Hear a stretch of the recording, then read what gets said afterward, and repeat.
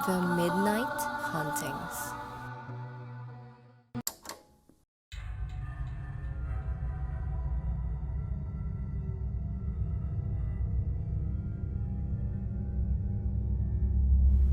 Magandang araw mga ka-midnight.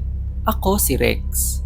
Ang kwentong ito ay pinadala ng isa nating tagapakinig at ito ay tungkol sa isang babae na naisipan umorder sa isang bagong kainan sa kanilang kanto, kung saan tila nababalot ng misteryo ang kare-karing dumadating sa kanya. Ako si Marta at nangyari ang aking kwento ilang taon na ang nakalipas. Nagsimula ang lahat nang lumipat ako ng matitirhan dahil sa bago kong trabaho. Saktong marami akong ginagawa kaya naman hindi ako makapaghanda sa Pasko. Saktong may tila bagong bukas na kainan sa dulo ng aming kanto at kapansin-pansin na maraming pumipila dito. Nakita ko din na tumatanggap sila ng mga online order kaya mas natuwa ako dahil ako ay abala sa work from home. Naisip kong silipin muna ito at nagtaka. Dahil medyo kakaiba ang kilos ng may-ari na si Aling Belen. Hindi ito gaanong kumakausap ng mga customer at lagi itong tulala sa pagluluto. Gayunpaman ay marami pa din ang pumipila dito at hinayaan lang ang kakatwang kinikilos ni Aling Belen. Naisipan kong mag-message na lang para magpadala ng pagkain sa aking tirahan nung kinapaskuhan dahil sa dami ng aking ginagawa at hindi na din ako makalabas pa. Dun ko unang nakilala ang nagde-deliver na si Kuya Moy at naisipan kong tanungin ang tungkol kay Aling Belen. Ayon kay Kuya Moy ay baguhan pa lang siya, ngunit kapansin-pansin nga ang mga kakaibang kinikilos ng kanyang amo. Ayon sa kanya, madalas daw ay nagkukulong sa kusina si Aling Belen bago magbukas ang karinderya at may naririnig daw siyang dinadasal sa mga pagkain nito. Dahil sa kanyang mga sinabi ay nag-alangan ako sa kare-kareng aking kinain. Gayunpaman ay hindi ko maikakailang sobrang sarap ng luto ni Aling Belen at may nakakahumaling na lasa ang laman na hindi ako pamilyar. Doon ako napaisip na baka may halong gayuma ang kare-kare. Kinilabutan ng buo kong katawan sa aking naisip at napagtanto na baka ang dinadasal ni Aling Belen sa kare-kare ay ang panggayuma nito sa kanyang niluluto. Simula nun ay huminto na akong bumili sa kanya ng mga pagkain ng ilang araw.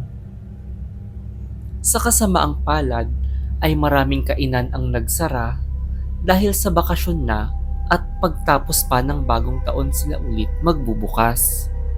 Dahil dito ay prinoblema kong maigi kung paano ako makakabili ng aking paghahanda sa parating na medianoche. Naisip kong wala akong ibang mabibilhan dahil mahirap umorder sa mga kilalang kainan at wala naman akong ibang alam na malapit na kainan na tumatanggap pa ng order bukod sa karinderya ni Aling Belen. Kapansin-pansin din kasi na kumunti ang mga bumibili sa kanya. Nakita ko sa mga grupo sa internet na pinag-uusapan ng kakaibang kinikilos ni Aling Belen at hindi na gaano kakomportable ang mga bumibili dito. Ayon sa kanila ay wala namang problema ang pagkain sa karinderya nila, ngunit may mga kakaibang sahog daw pag nagpa-deliver na. Ganun na ganun din ang kwento sa akin ni Kuya Moy nang bumisita ito sa bahay para mangamusta matapos kong biglang tumigil sa pag-order sa kanila. Hindi daw niya alam kung anong ginagawa ni Aling Belen at natatakot siyang magsara na sila lalo na sa nangyari nung nakaraan lang. Dahil may natagpo ang isang lalaking patay sa likod ng tindahan nila Aling Belen na nawawalan ng mga laman loob na tila tinanggalan. Dun lalo natakot mamili ang mga tao dahil baka nahalo sa pagkain ang nawawalang laman loob ng lalaki. Ang pinaka nakakakilabot pa ay kakilala ko ang namatay. Dahil ito ang nagde-deliver ng aking mga pagkain simula nang tumigil akong bumili kina Aling Belen. Dun ko naisip na maaaring nagalit si Aling Belen sa mga kakumpetensya niyang karinderya kaya niya ito nagawa. Gayunpaman ay inimbestigahan ng kapulisan ang naganap at hindi sospek si Aling Belen dahil wala daw siya sa karinderya nang mangyari ang krimen. Maaaring kabaliktaran pa daw ito at may nais sumira sa negosyo niya sa puntong pagbibintangan siyang gumawa ng krimen. Dun ako naawa kay Aling Belen at naisip na tawagan siya. Humingi ako ng tawad sa paniniwala sa mga sabi-sabi at hindi agad siya kinilala. Umiiyak siyang nagpasalamat sa aking suporta at agad na magpapadala daw sa akin ng libreng kare-kare dahil saktong magbabagong taon na. Dumating si Kuya Moy dala ang kare-kare at ayon sa kanya ay baka huling beses na niyang magdala ng pagkain sa akin. Agad kong tinawagan ulit si Aling Belen upang magpasalamat sa kanya at sa mabait niyang taga-deliver na si Kuya Moy na laging mabait din sa akin. Doon ako binalaan ni Aling Belen na si Kuya Moy ay ang pinaghihinalaang pumatay sa lalaking natagpuan sa kanilang karenderya kaya mag-ingat daw ako. Paglingon ko ay napansin kong nasa loob na pala ng aking bahay si Kuya Moy at agad niya akong tinutukan ng kutsilyo. Bigla siyang umamin na siya ang pumatay sa lalaki at siya ang naglalagay ng kung ano-anong sahog sa pagkain ni Aling Belen. Nang tanungin ko kung bakit niya ginawa iyon, ay piniliwanag niyang dapat mababoy ang pagkain ng iba at tanging sa akin lang ang dapat maging masarap.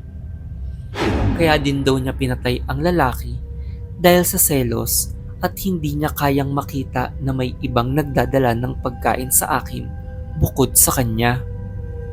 Ngunit sisigarduhin daw niyang magsasama na kaming dalawa ngayon. Maya-maya ay biglang dumating ang mga pulis at agad na hinuli si Kuya Moy. Mabuti daw at hindi ko binaba ang aking telepono kay Aling Belen habang kausap si Kuya Moy, kaya nakahingi ito ng tulong para sa akin. Mabilis silang nakaresponde at agad na umamin si Kuya Moy. Hanggang ngayon ay nakakulong pa ito at hinahanap pa din daw ako. Ngayon ay natuto akong wag basta-bastang humusga sa iba at hindi din dapat kaagad magtiwala kung kanino lang. Mas magandang kilalanin ng maayos ang iba at baka may isa palang nahuhumaling sa'yo sa puntong bababoyin nito ang isang kare-kare sa handaan.